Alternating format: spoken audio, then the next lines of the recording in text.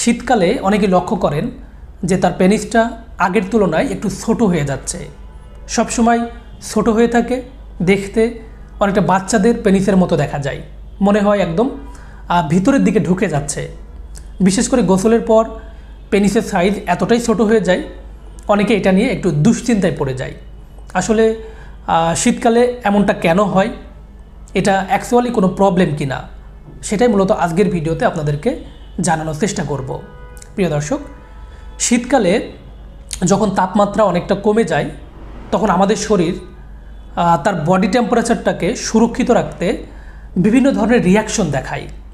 তার মধ্যে একটি হলো আমাদের শরীরের বাহ্যিক যে অঙ্গগুলো রয়েছে সেই অঞ্চলের ব্লাড ভেসেলগুলো বা রক্তনালীগুলো কিছুটা সংকুচিত হয়ে যায়, যেটাকে মেডিকেলের ভাষায় ভাসোকনস্ট্রিকশন বলা হয়। তো যেহেতু পেনিসটা আমাদের শরীরের বাহ্যিক একটা অঙ্গ, তাই এই অঞ্চলেও ব্লাড সার্কুলেশন বা রক্ত সঞ্চালন অনেকটা কমে যায়। তো এর ফলে কী হয়, পেনিসের যে মাংসপেশিগুলো রয়েছে সেগুলো অনেকটা সংকুচিত হয়ে যায়, যার কারণে শীতকালে পেনিসের আকার কিছুটা পরিবর্তন বা ছোট মনে হতে পারে। তো এই প্রক্রিয়াটা সাধারণত আমাদের শরীরের তাপমাত্রাটাকে ধরে রাখার জন্য হয়, যাতে আমাদের শরীরের অভ্যন্তরীণ যে অঙ্গগুলো রয়েছে সেগুলো সঠিকভাবে কাজ করতে পারে। তো এই প্রক্রিয়াটা সম্পূর্ণ অস্থায়ী এবং স্বাভাবিক, এতে আসলে দুশ্চিন্তার কোনো কারণ নেই। শীতকাল চলে গেলে বা তাপমাত্রা কিছুটা স্বাভাবিক হলে কিন্তু পেনিসটা আবার পূর্বের অবস্থানে ফিরে আসে।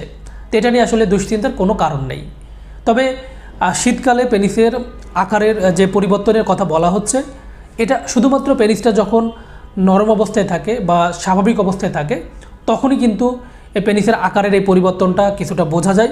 বাট পেনিসটা যখন ইরেকশন হয় বা শক্ত হয় তখন কিন্তু আকারের এই পরিবর্তন খুব একটা বোঝা যায় না বা সাধারণত হয়ে থাকে না। তো অনেক ধন্যবাদ, অনেক ভালোবাসা আপনাদের জন্য যারা এতক্ষণ আমার সাথে ছিলেন। সকলে ভালো থাকবেন, সুস্থ থাকবেন এবং নিরাপদে থাকবেন। আল্লাহ হাফেজ।